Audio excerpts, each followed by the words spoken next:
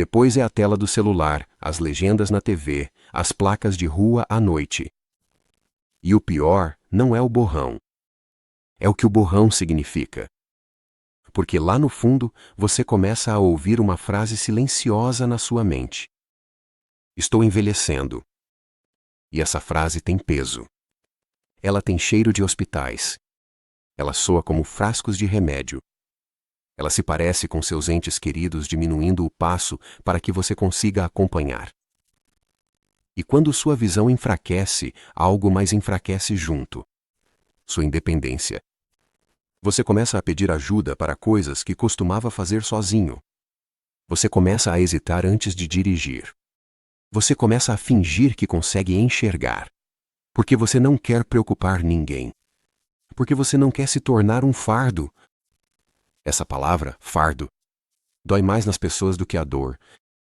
É o medo de precisar de ajuda para ler um cardápio, o medo de perder um degrau na escada, o medo de olhar no espelho e perceber que você não está apenas mudando, está desaparecendo pedaço por pedaço.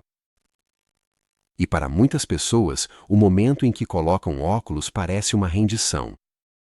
Não porque os óculos sejam ruins, mas porque são um símbolo, uma pequena armação que sussurra: é assim agora. Mas então existe essa história. Um artista de 93 anos, mãos marcadas pelo tempo, costas levemente curvadas, e ainda assim ele se senta à janela ao pôr do sol e lê. Sem óculos. Sem apertar os olhos, sem forçar, sem fingir. Ele lê como uma criança lê, como se as palavras fossem fáceis, como se a página fosse gentil. E quando as pessoas perguntam como, ele não se gaba, não vende nada, apenas sorri, como se estivesse se lembrando de algo antigo, e diz: é o ritual do pôr do sol. Se você já sentiu esse medo de que seu corpo está lentamente tirando coisas de você, então fique comigo, porque até o final deste vídeo você saberá o exato segredo que este artista de 93 anos usou para mudar tudo. Não uma rotina complicada, não um aparelho de $500, não uma pílula milagrosa. Um ritual simples, feito no mesmo horário todos os dias. E é isso que torna essa história tão inquietante e tão cheia de esperança. Esse homem não começou com olhos perfeitos. Com visão embaçada e dores de cabeça, ele temeu que sua arte e o trabalho de uma vida escapassem, mas encontrou um jeito de lutar.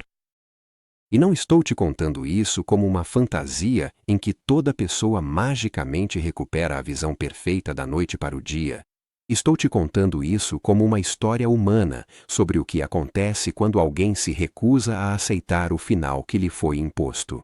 Se você está aqui agora, tendo dificuldade para ler textos pequenos, sentindo seus olhos cansarem rapidamente, sentindo como se seu mundo estivesse escurecendo, existe um abismo entre onde você está e onde ele está. O nome dele era Elias. Ele morava em um pequeno apartamento cheio de tintas. Não era o tipo de tinta limpa que você vê em estúdios novos, mas o tipo real, seca no chão, manchando panos velhos, vivendo sob suas unhas como uma segunda pele. Elias não pintava apenas quadros, ele pintava memórias. Ele pintava o jeito que a luz do sol cai sobre uma mesa, o jeito que um rosto fica quando está prestes a chorar, o sentimento de uma esquina quando você está apaixonado e atrasado para algum compromisso. Mas então, aos poucos, a luz começou a deixá-lo. No começo, ele culpou o quarto. A lâmpada está fraca, ele disse para si mesmo. A luz do dia não está boa hoje. Mas artistas sabem quando estão mentindo. As linhas ficaram mais difíceis de controlar. As cores começaram a se misturar como tinta molhada. Seus olhos ardiam ao meio-dia, e à noite parecia que havia areia presa atrás de suas pálpebras. Ele foi a médicos. Um consultório cheirava a desinfetante e revistas velhas. Outro consultório tinha máquinas que faziam cliques e zumbidos, como se seus olhos fossem um problema a ser medido, numerado, arquivado. Eles apontaram luzes para ele. Siga meu dedo, leia a última linha, melhor 1 ou 2. E toda vez que ele não conseguia ler uma linha, algo dentro dele caía, Não era sua visão, era sua dignidade. O diagnóstico não foi dramático. Foi pior do que dramático. Foi casual. Mudanças relacionadas à idade, normal, esperado. Esperado, como se perder a si mesmo fosse apenas parte do acordo. Ofereceram prescrições mais fortes, novas lentes, revestimentos diferentes, luzes mais brilhantes, e isso ajudou por um tempo. Mas o que Elias odiava era como seus olhos se sentiam dependentes. Se ele esquecesse os óculos, o mundo o punia. Se a prescrição mudava, ele tinha que se adaptar de novo, e cada adaptação parecia admitir uma derrota. Então veio o ponto mais baixo emocionalmente. Numa noite, ele tentou ler uma carta da neta.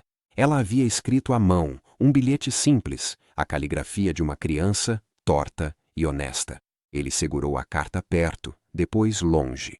Ele acendeu o abajur, depois outro abajur e ainda assim as palavras não se tornavam claras. Suas mãos começaram a tremer, não pela idade, mas por algo mais profundo, o luto. Porque a carta não era apenas papel, era amor e ele não conseguia enxergar isso. Ele se sentou em sua cadeira e pela primeira vez em décadas não pintou. Apenas ficou olhando para sua própria tela, em branco, e sussurrou. Qual o sentido se eu não posso ver?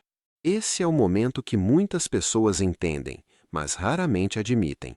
Quando a visão começa a falhar, não é só a vista que se perde, é a sensação de que o mundo ainda te pertence. Uma semana depois, Elias fez algo que não fazia há anos. Ele saiu para caminhar sem rumo, não para se exercitar, nem para resolver tarefas, apenas para se sentir uma pessoa de novo.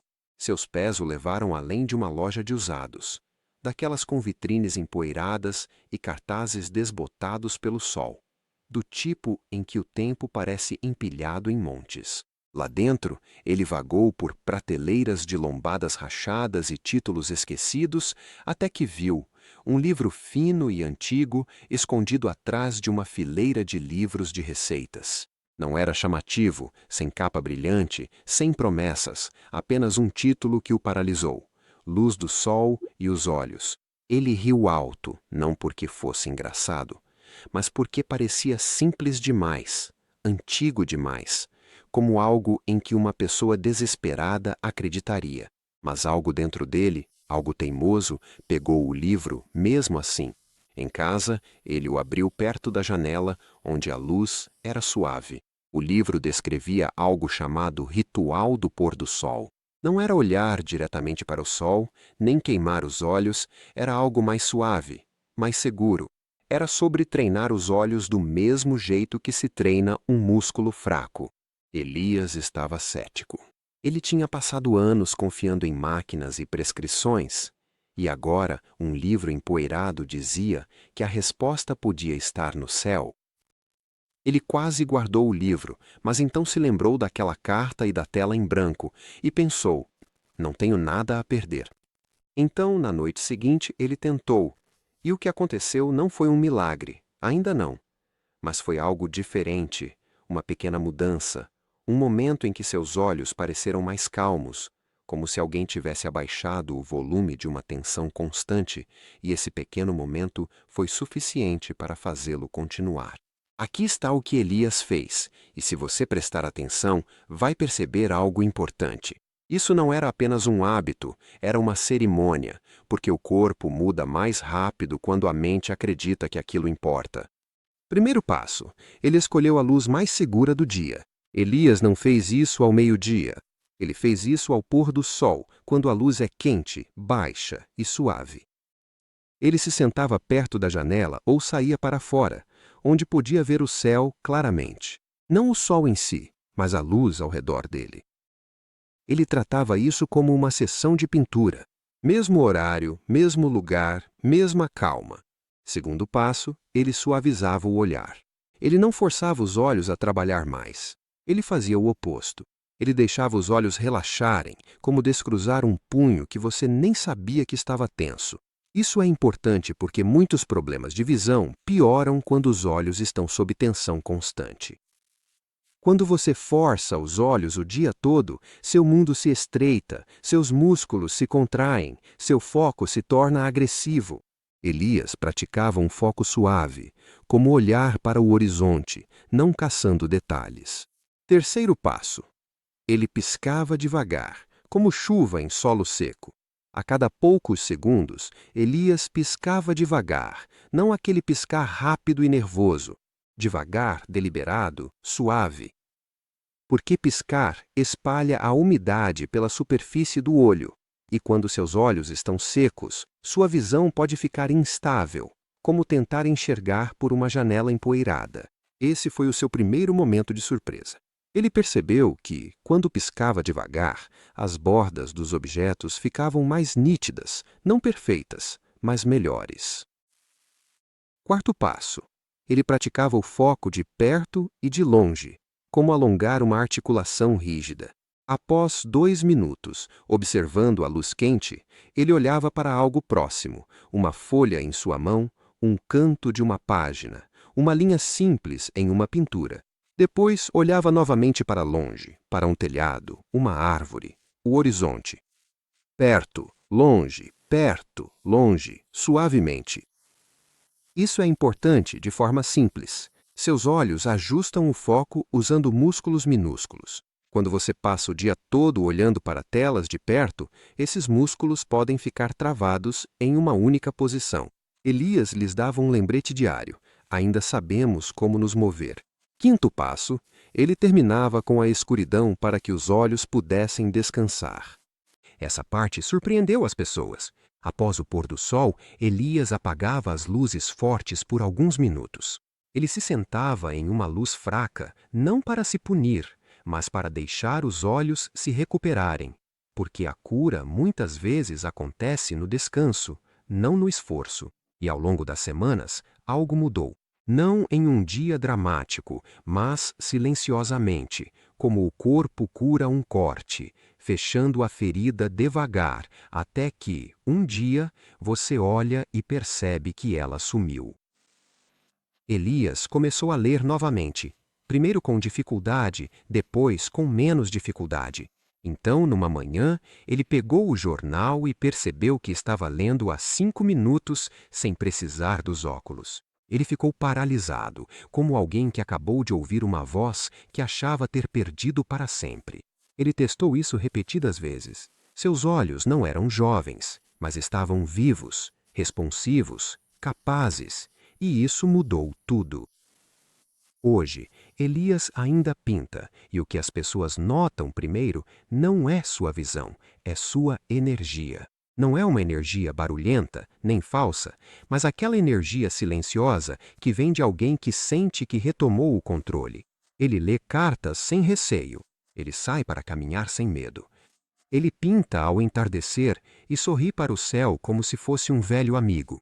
E às vezes, quando o sol está se pondo, ele se senta ali com seu chá e faz seu ritual, não porque tem medo da cegueira, mas porque é grato pela visão. Porque o ritual se tornou mais do que apenas enxergar.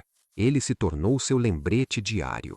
Eu ainda estou aqui, ainda sou capaz, ainda estou me tornando. E se você está ouvindo isso agora, sentindo que seu corpo está tirando coisas de você, quero que ouça isso claramente. Envelhecer é real, mas se render é uma escolha, e nunca é tarde demais para começar a sua própria história. Não amanhã, não quando você tiver tempo, nem no próximo pôr do sol. Comece pequeno, comece com gentileza. Comece como alguém que ainda acredita em milagres, não aqueles barulhentos e impossíveis, mas os silenciosos, que chegam quando você continua aparecendo. Porque Elias não derrotou o tempo, ele apenas parou de deixar o tempo decidir quem ele seria, e você também pode fazer isso.